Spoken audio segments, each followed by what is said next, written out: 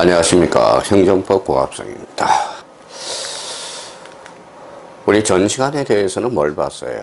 행정법의 일반 원칙들을 우리가 봤죠.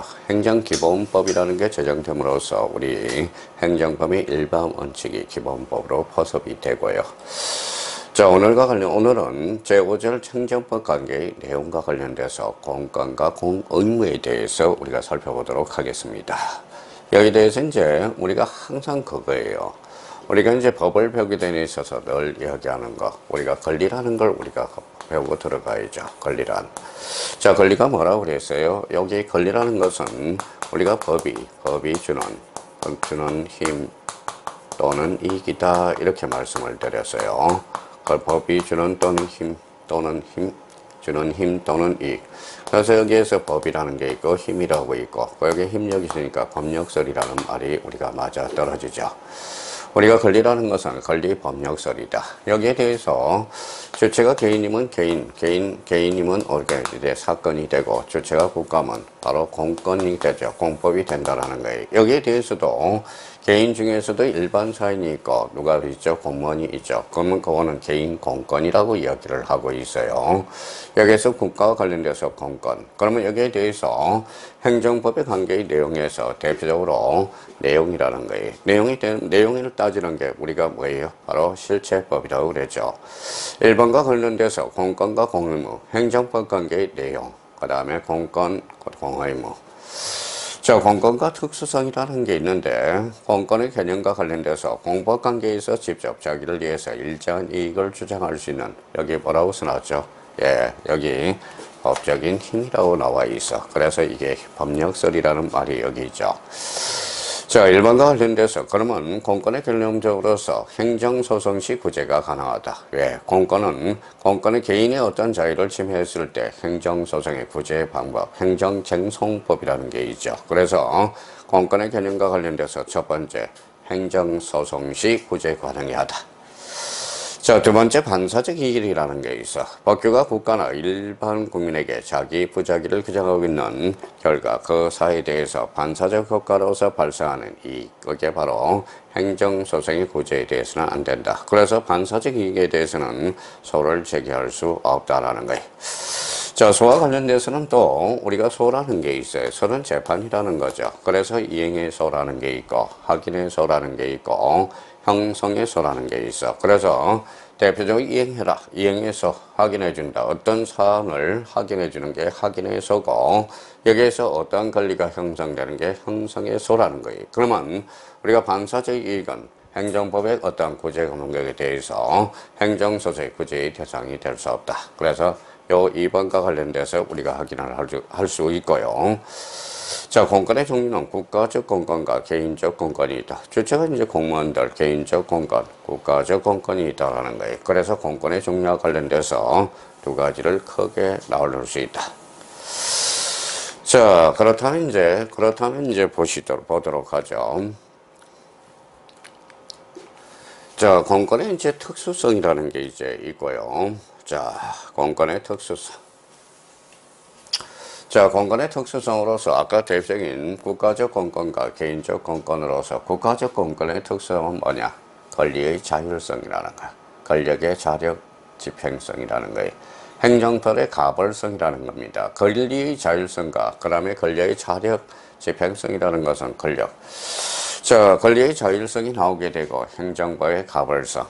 자, 그러면 개인적 공권의 특수성은 뭐냐? 바로 이전성의 제한이죠. 이전의 제한, 생명, 그 다음에 신체 침해, 그 다음에 대표적으로 이전성을 부인하고 있는 것, 재산권 침해, 이전성 인정을 하고 있다는. 자, 이게 그러면 생명과 신체의 침해는 이전성이 부인되는 것은 일신정서권 우리가 이야기를 하고 있고요.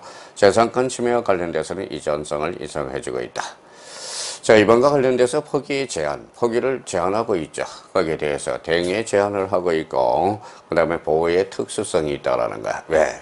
이전의 제한과 관련돼서 생명과 신체와 침해에 대해서 이거는 상당한 우리 개인적 의미를 억압시키는 거죠. 그래서 이전성이 부인되고 여기에 대해서 재산권 침해에 대해서는 이전성이 당연히 인정되겠죠. 여기에 대해서 생명 신체 침해에 대해서는 어때요? 포기를 할 수가 없어. 포기성의 제한이고 자, 그러면 여기에 대해서 대응을 제한한다는 거야. 보호의 특수성이 있겠죠. 생명, 신체 침해에 대해서, 그 다음에 재산권의 보호의 특수성이 있다는 거야. 그러면 공권의 특수성으로서 두 가지 종류가 있는데, 국가적 공권과 개인적 공권이 있다라는 겁니다. 그러면 국가적 공권의 특성과 개인적 공권의 특성은 한번 꼭 숙지해 둘 필요가 있어요. 자, 여기에 대해서 이제 공권을 봤으니까 우리 행정법 관계의 내용으로서 대표적으로 공의무의 특성은 어떤 것들이 있는가? 대표적으로 개념 및 분류에서 공익을 위한 공법상 의사의 구속, 그게 바로 공의무죠. 항상 뭐라는 거예요? 자, 우리가 권리가 있으면 상대편에는 의무가 존재한다라는 거야. 의무. 그래서 권리 의무 관계가 바로 요게 공권과 요게 공권이 되는 거야. 공권, 요게 공의무가 되는 겁니다. 여기에서 권리가 있으면 당연히 의무가 존재하는 거야. 여기에 대해서 권리가 있듯이 의무가 존재하지 않는 것들이 있고요. 여기에 대해서 의무는 있지만 권리는 존재하지 않은 것들이 있다라는 거야. 그러면 여기에다가 사건에서 공권만 붙이면 되겠죠. 자, 공권. 여기에 대해서 공의무라는 거야. 공의무. 자, 그러면 이제 공권과 공의무의 특성은 공익을 위한 공법상 의사를 구속하게 되는 것. 특성은 공권, 공의무의 이점 포기성과 관련돼서 우리가 살펴볼 수가 있어요. 자, 그러면 이제 공권리, 공의무라는 거야. 이전의 포기성, 이전성과 포기성에 대해서 잠시 우리 살펴보도록 하죠. 자, 선거권과 소권이 있어. 그러면 여기에 대해서 이전성이 없어요. 자, 여기에 대해서는 포기할 수도 없습니다.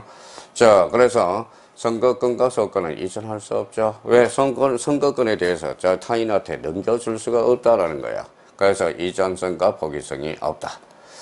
여기에서 이제 본거권이라는 게 있죠. 요거는 이제 제한이 있어요. 제한이 있고, 2분의 1 제한이 있고, 여기는 본급에 대해서 포기할 수 없고요.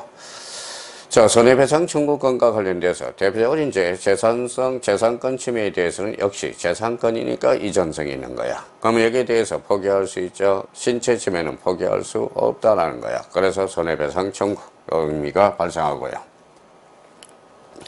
자, 손실보상 청구와 관련돼서는 우리 공권과 공무의 이전 포기성에 대해서 둘 다 손실보상에 대해서는 이전성에 대해서 손실보상을 청구할 수 있고 포기성에 대해서도 손실보상을 청구할 수 있다라는 겁니다. 그러면 자, 공권은 사건, 권리에 대해서 이제 공권, 공의무라는 거죠. 그래서 여기에 대해서 본것과 관련돼서는 요 밑에 내용을 적어놨어요. 2분의 1에 해당하는 금액을 압류할 수 없고 최저 생계비 이하는 압류할 수 없고 표준 생계비 초과의 경우는 2분의 1 초과하여 압류가 가능하다라는 것. 그래서 공권과 공의무의 이전 포기성에 대해서 선거권과 소권 한번 확인해 두시고 여기에 대해서 본거권과 관련돼서 확인해 둘 필요가 있다라는 겁니다. 자, 그럼 이제 손해배상 청구가 있고 손실보상과 관련돼서 우리가 확인을 해 두시면 되겠습니다. 자, 그러면 이제 공권리와 관련돼서 이제 개인적 공권과 여기에 대해서 개인적 공권이 있으면 국가적 공권이 있듯이 개인적 공권에 대해서 공권리에 대해서 우리가 살펴보죠. 자, 여기에 대해서 이제 공권리가 있으면 반사적 효과로서 반사적 이익을 보는 사람이 있을 거예요. 그래서 반사적 효과, 공권과 반사적 이익. 개인적 공권력과 승리배경과 기능에 대해서는 우리 승리배경은 우리가 이제 개인주하에서 나오는 게 바로 승리배경이 되겠죠. 기능과 역할에 대해서는 아까 이전성과 포기성의 의미를 주어주고 여기에 대해서 가로 2번과 관련돼서 공권 및 반사적 이익의 의의가 나와 있어. 자, 공권이라는 것은 법에 의해서 보호되는 이익이야. 그게 바로 공권이고요. 법이야. 자, 아까 뭐라고 그랬어요? 그게 이제 공권리죠. 공권리라는 거. 이 공권리를 간단히 보내서 공권이 되는 거거든. 그래서 법에 의해서 보호되는 이익이 바로 뭐예요? 공권이 되는 거야.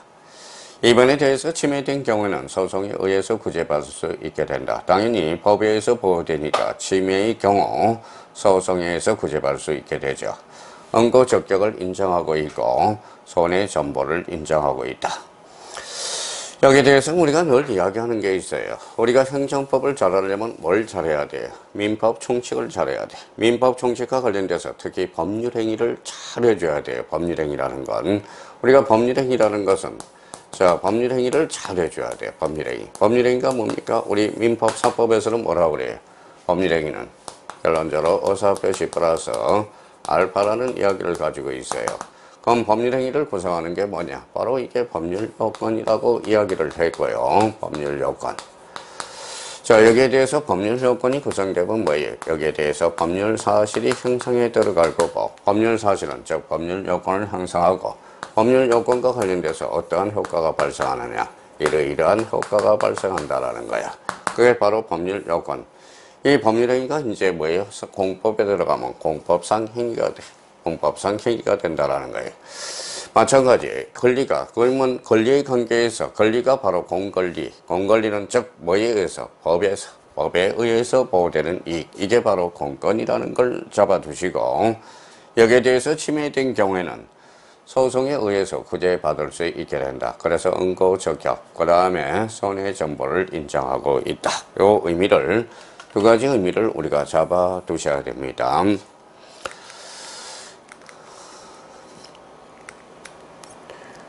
자, 그러면 여기에 대해서 이제 반사적 이익은 뭐냐? 반사적 이익.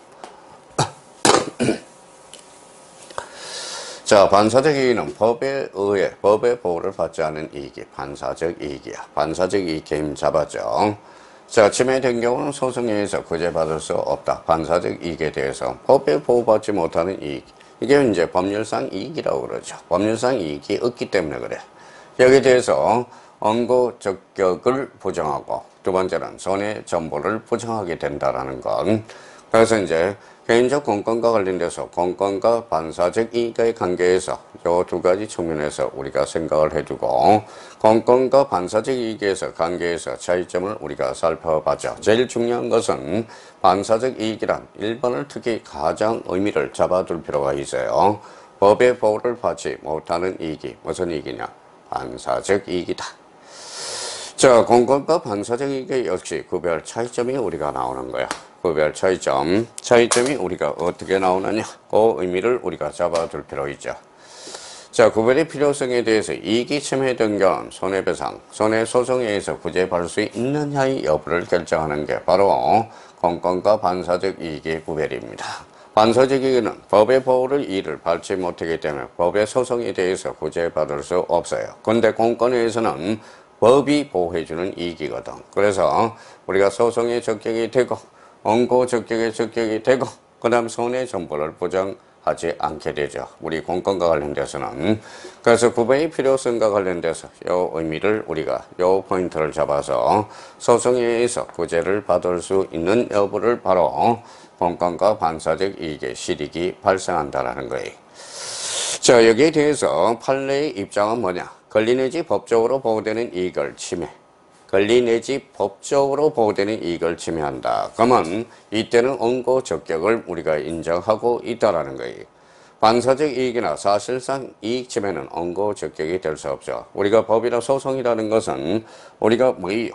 자, 법률관계, 법이 보호해줘야 되는 거야. 그러면 반사적 이익에 대해서는 법이 보호해주지 않아. 그러니까 소송의 대상이 될 수 없고 대표적으로 요거에 대해서는 공권과 관련돼서는 원고 적격을 인정하고 자, 반사적 이익에 대해서는 원고 적격을 부정하고 있다라는 걸 다시 한번 잡아둘 필요가 있어요.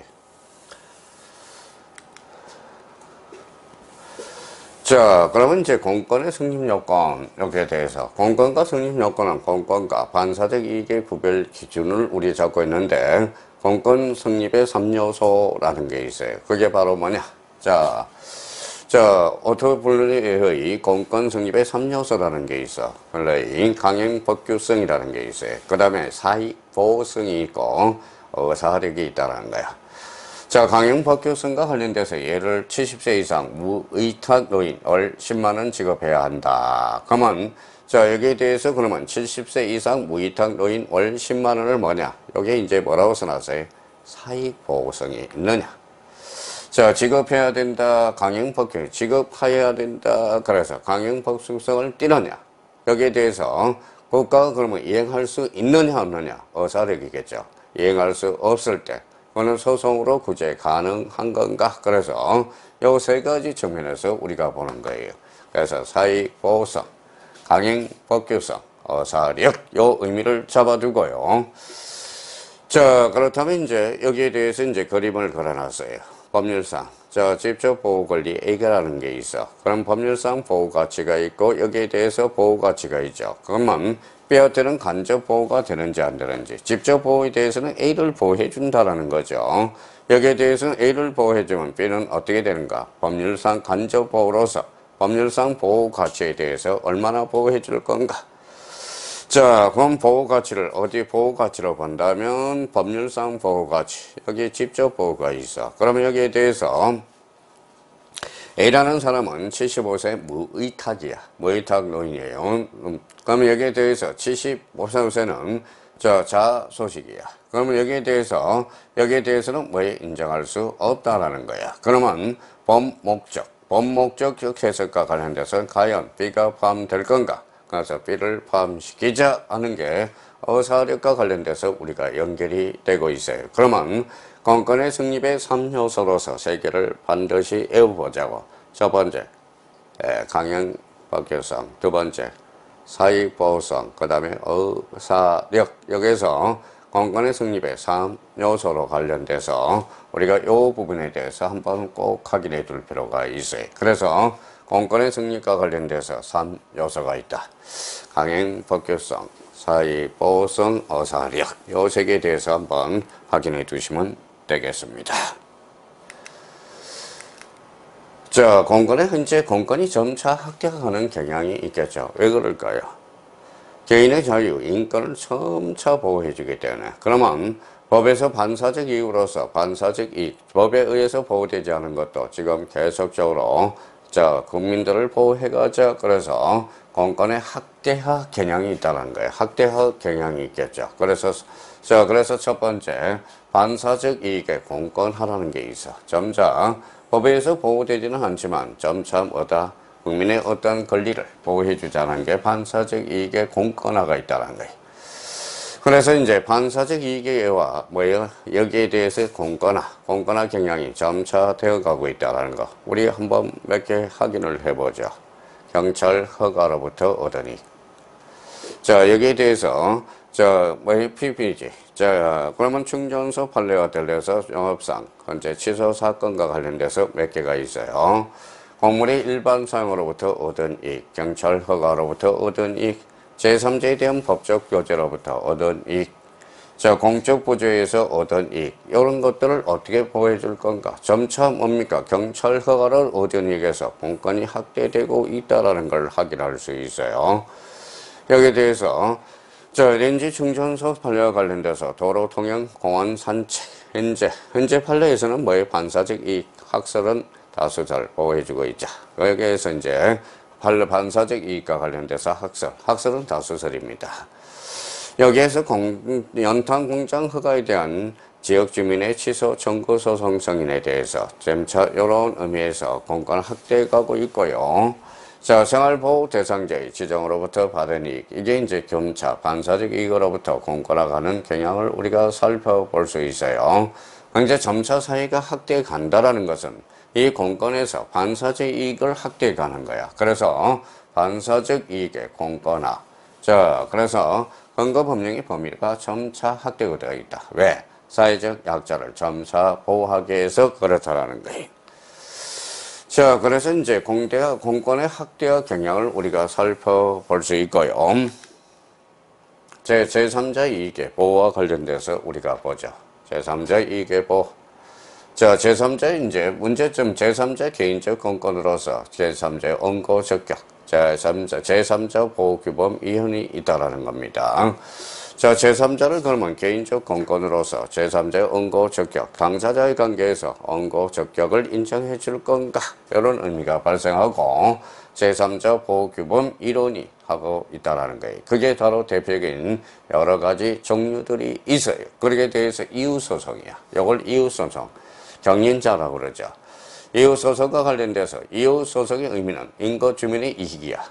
경찰 허가 등으로 얻은 이익은 반사적 이익에 지나지 않으나 공권이 확대됨에 따라 법률상 보호 이익에 해당하여 원고 적격을 인정하자. 이게 바로 대표적으로 이웃소송이라는 의미가 나와요. 그래서 제3자 이익을 우리 이웃소송이라는 거죠. 인거 주민의 이익을 얼마나 보호해 줄 건가. 그래서 이웃소송. 자, 여기 이제 경원자 소송이라는 거 많이 들어봤을 거예요. 경원자 소송의 의미. 경원자의 이익을 어떻게 할 건가? 법률상 이익을 인정한 판례들도 몇 개가 있습니다. 그래서 경원자 소송. 자, 요걸 한번 들어놓고 여기에 대해서 이제 소송과 관련돼서 그러면 이웃소송, 경원자 소송, 경업자 소송이 돼. 경업자 소송과 관련돼서 우리 경업자 소송. 경업자 소송의 의미는 경업자의 이익을 얼마나 보호해 줄 건가. 그래서 우리 판례는 법률상 이익으로 인정하고 있다라는 것. 요거 우리가 기억해 둬야 돼요. 요 3번과 요 3번에 대해서 우리가 잡아야 돼. 경원자 소송, 법률상 이익을 인정한 판례가 있고요. 자, 경업자 소송과 관련돼서 법률상 이익을 인정 여부, 판례에서 인정하고 있다라는 것. 요 의미를 잡아둘 필요가 있어요.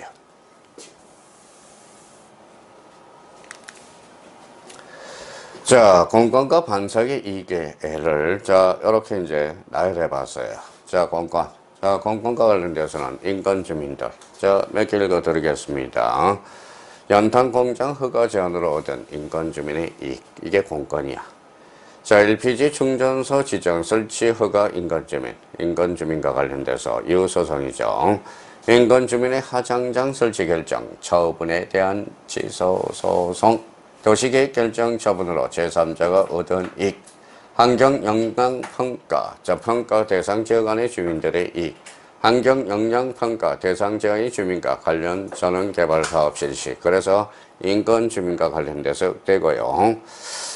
자, 여기와 관련돼서 계획 승인 처분이라든지 혼자로 시설 설치, 부지, 사전 승인 처분에 대한 인권 주민의 이익. 이게 바로 아까 했던 이웃소송과 관련돼서 인권 주민과 관련돼서 이웃소송이 되는 거죠. 자, 여기에 대해서 이제 경운 관계는 경업자 관계, 경운 관계, 선박 운항 사업면의 이익과 관련돼서 사업장 운송 사업의 노선 연장 허가 이익, 시내버스 정류장 설치 허가 이익, 자, 광고의 중구 허가 지익, 그 다음에 버스 여객 자동차 운수 사업 제한 계획 변경인가, 약정상 영업상 이전 허가 구역 제한이 있고요. LPG 전 충전소 허가 동시 신청자, 화물 자동차 중차 인가 이익, 하천 부지 전용 허가 이익. 자, 자동차 운전 사업 완화 시설 신청서 발령. 그 다음에 동일 대상 지역에 대한 공유 수면 매립 면허. 동일 대상 지역에서 더한 도로 점용 허가 처분, 담배세, 담배 소매인 지정 이익과 관련돼서 납세, 백막의 제조사 지정 이익, 분뇨증 수집 운반 및 정화조 청소 허가에 대해서 이게 바로 대표적인 경원관계, 경업자관계. 이게 바로 대표적인 이제 공권으로 우리가 보고 있고요. 여기에 대해서 이제 한번 반사적 효과는 뭐냐? 반사적 이익이라고 그래. 자, 반사적 이익과 관련돼서 요즘 전차 공권화되고 있다는데 여기에서 양곡 가공, 가공업 허가로부터 얻은 이익, 건축법상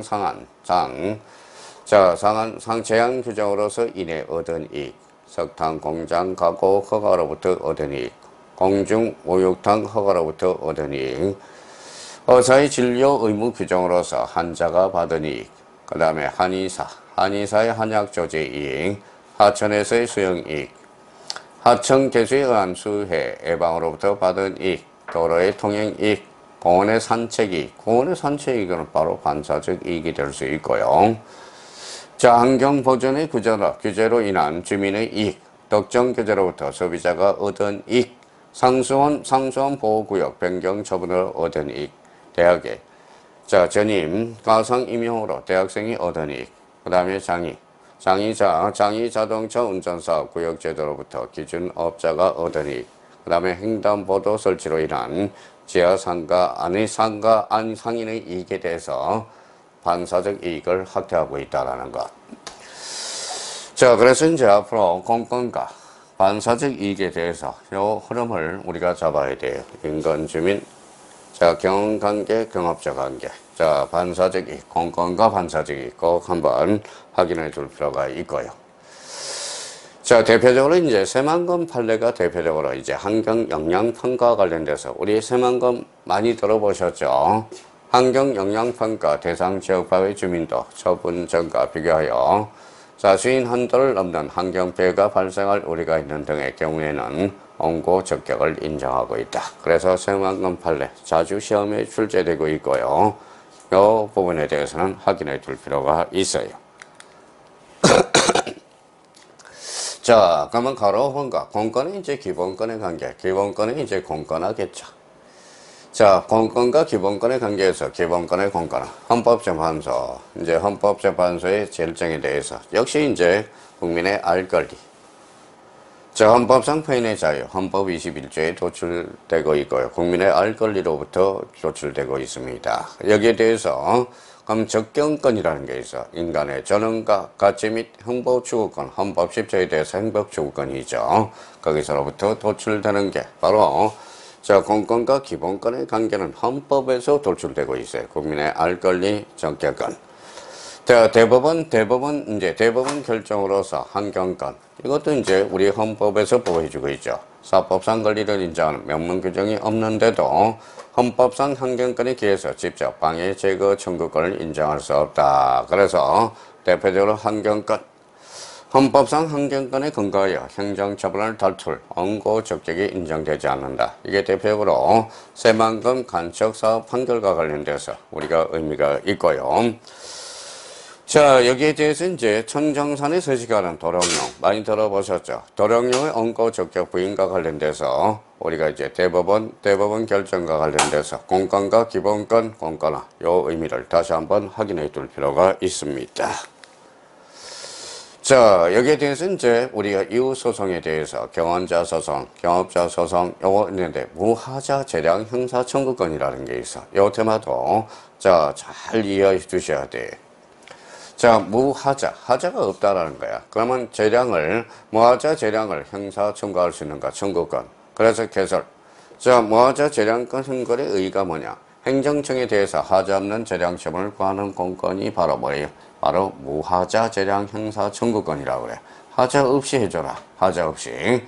행정청에 대해서 하자 없는 재량 처분을 구하는 공권이 바로 무하자 재량 형사 청구권입니다. 자, 넓게 돼버려서 이제 너 강의 다수설과 관련돼서는 강의로 잡아서 결정 재량이 있고 선택 재량이 있겠죠. 결정을 재량하는 거. 그래서 결정, 이게 바로 자유 재량 행위와 관련돼서 기속행위라는 게 우리 공무원의 기속행위와 그다음에 기속행위와 자유 재량 행위가 있어요. 여기에 대해서 그러면 우리 다수는 선택 재량, 결정 재량이라는 거 두 가지가 다수설이에요. 어떻게 결정하는데 재량이 있고 선택 재량이 있어. 자, 좋게 잡으면 이제 선택 재량이겠죠. 그래서 무하자 재량 청구권의 행사에 대해서 개념을 우리가 한번 이 부분에 대해서 행정법을 준비한 사람은 꼭 한번 준비할 필요가 있어요. 행정청에 대해서 하자 없는 재량처분을 구하는 공권이 바로 무하자 재량 형사 청구권이다. 다수설은 결정 재량과 선택 재량을 우리가 넓게 잡아주고 있다. 자, 그러면 무하자 재량 청구권의 인정 실익은 뭘로 볼 건가 라는 거죠. 여기에 대해서 실익은 뭔가. 그러면 여기에 대해서 무하자 재량 형사 청구권의 법적 성질을 어떻게 봐줄 건가? 적극적 공권이다. 왜? 행정청에서 하는가? 적극적 공권으로 봐줘야 될 건가? 자, 형식적으로 봐줄 건가? 절차적 공권인지 여부를 우리가 따져볼 필요가 있다는 겁니다. 거기에 대해서 무하자 재량 형사 청구권에 대해서.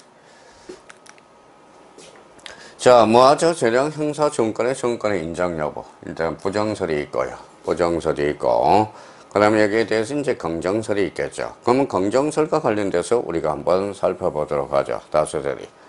행정법규가 공익보호와 아울러 관계인의 사회 보호를 규정하는 경우에 하나여 인정되는 게 바로 그 긍정설 다수설을 취하고 있다는 거예요. 자, 논거에 관련돼서 논점은 뭐냐? 재량하자는 권리 침해. 바로 권리 구제가 불가하다. 민중소송화가 불가능하다는 거예요. 두 번째는 원칙적으로, 세 번째는 원칙적으로 당의 재량 수권 규범의 해석을 통하여 도출할 수 있어. 수권이죠. 판례는 자, 검사 임용 거부 처부 취소 소송에서 무하자 재량 형사 청구는 법리를 인정하고 있다라는 거. 그래서 이 부분에 대해서 우리 판례에 대해서 이 부분에 대해서 꼭 한번 확인해 줄 필요가 있어요. 그래서 여기에서 우리 다수설은 검정설을 취하고 있다. 판례도 무하자 재량 형성점의 법리를 인정하고 있다라는 거야. 그래서 요 4번과 관련돼서 자, 검정설과 그 다음에 판례의 태도에 대해서 우리 예를 한번 꼭 잡아둘 필요가 있어요. 자, 그러면 무하자 재량 형사 정관의 성립 요건은 뭐냐? 우리가 이제 성립 요건에 대해서 이제 강행법규성 처분 의무의 부과죠. 강행법규, 특정 처분, 강행법규, 임의법규와 관련돼서는 어떤 처분을 청구할 건가? 그래서 자, 강행법규성과 그 다음에 임의법규성을 띄고 있어요. 자, 강행법규가 이제 우리가 그래요. 우리가 보통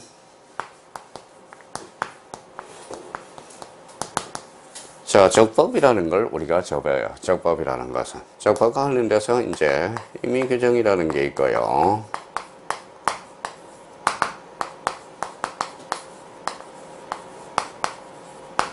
강행규정이 있어. 자, 임의규정과 관련돼서는 통상 뭐라고 그래요? 사법에서는 반사실사와 관계없는 규정. 강행규정은 반사실사와 관계있는 규정을 우리가 강행규정이라고 그러죠. 자, 임의규정과 관련돼서 대표적으로 이제 임의규정은 당사자의 특약, 당사자들이 특약으로 배제시킬 수 있는 것, 이렇게 의미를 갖죠. 강행규정은 당사자의 특약으로 배제시킬 수 없는 것. 그러면 강행규정과 관련돼서 대표적으로 뭐가 있어요? 우리가 의미의 단속규정이라는 게 있고요. 우리가 크게 무슨 규정으로 나눠지죠? 효력규정으로 나눠지고 있어.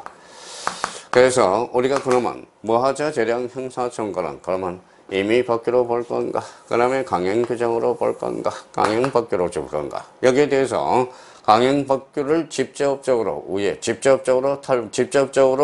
회피는 하지 않자 간접적으로 탈법하는 게, 간접적으로 위반하는 게 뭐냐? 그게 대표적인 탈법행위가 돼요.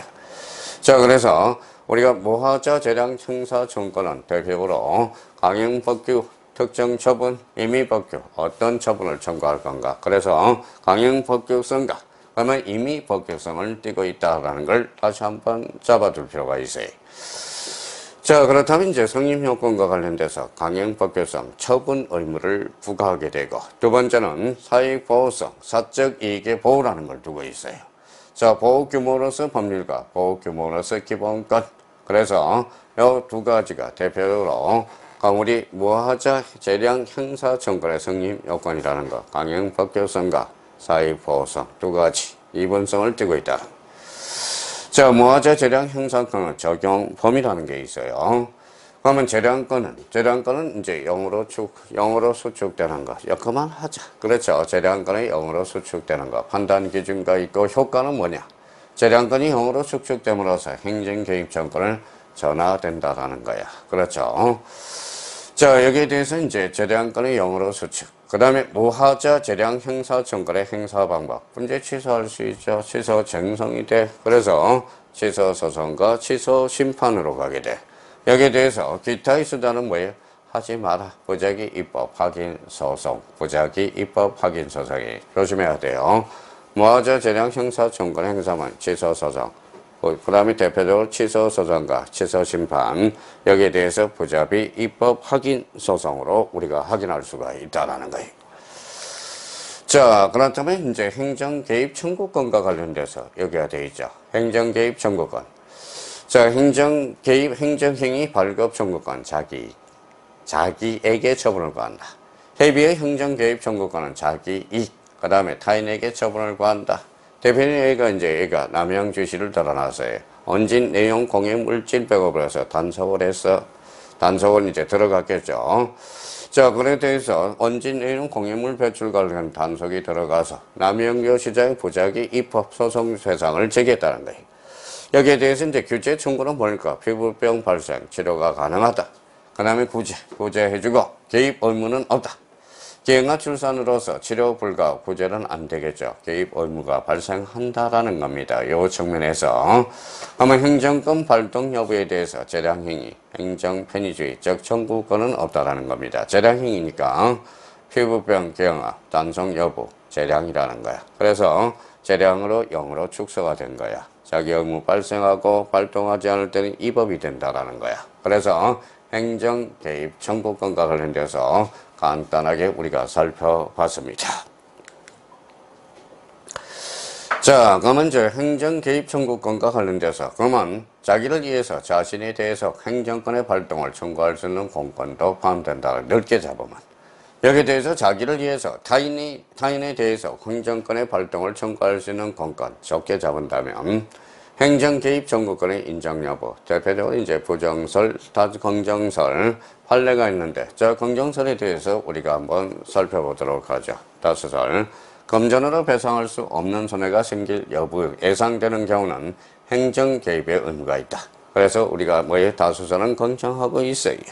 여기에 대해서 판례는 간접적으로 인정하고 있다. 그래서 이제 무장공비 사건, 경찰관의 부작위로 인한 손해에 대해서 국가의 배상 책임을 인정하고 있어. 대표적으로 판례는 간접적으로 인정하고 있다는 거예요. 그러면 여기에 대해서 행정 개입 청구권에 대해서 개념을 다시 한번 잡고 인정 여부와 관련돼서 긍정설, 판례에 대해서 두 가지 의미에서 꼭 잡아두셔야 됩니다. 자, 행정 개입 청구의 법적 성질 이렇게 나오죠. 적극적 공권이다. 개입해달라. 적극적이죠. 그러면 실체적 공권이고 내용을 개입해달라. 사전 예방적이. 그 다음에 사후 구제적 권리성을 띠고 있고 무하자 재량 행사 청구권의 관계는 무하자 재량 행사 청구권이면 재량권이 0으로 축소가 돼. 그러면 행정 개입의 청구권 하에 재량 개입이 0이 되니까 개입해달라 이 소리죠. 그래서 행정 개입 청구권 하가 되고 있다는 거예요. 행정 개입 청구권은 이제 법 성립 요건도 같아요. 그래서 강행법규성, 사익보호성, 사적 이익을 어디까지 보호해 줄 건가. 그래서 행정 개입청의 성립 요건, 우리 무하자 행사, 무하자 행정 재량권과 관련돼서 흥국권과 관련돼서도 봤고요. 자, 그렇다면 이제 행정 개입 청구권의 적용 범위에 대해서는 어떻게 될 건가? 이제 경찰 행정에서 특히 많이 나오겠죠. 국한 여부에서 행정의 전역에 걸쳐 인정된다고 보는 것이 일반적이나 대표적으로 이제 경찰 행정 국한 여부를 두자. 기속행위. 기속이라는 것은 알죠. 뭐 딱 구속하는 법률에 기속되는 기속행위의 경우. 자, 행정 개입의 청구권의 실행 방법은 행정기관에 직접 청구하든지 행정조성, 정정쟁송과 관련돼서 행정심판.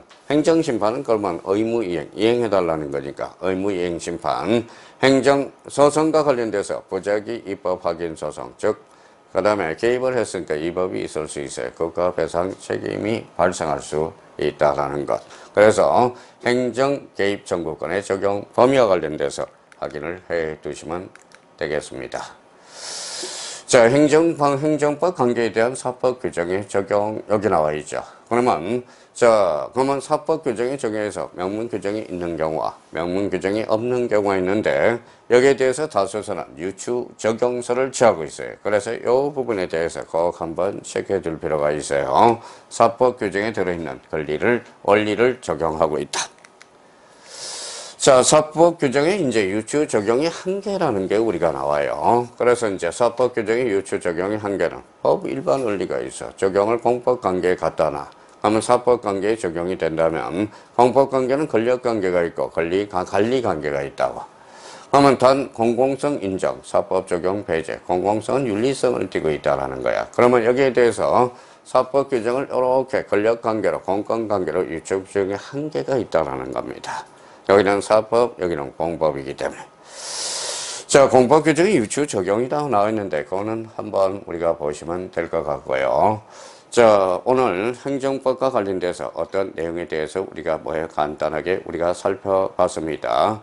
우리 다음 시간에 또 행정법과 관련돼서 다시 뵙도록 하겠습니다. 감사합니다.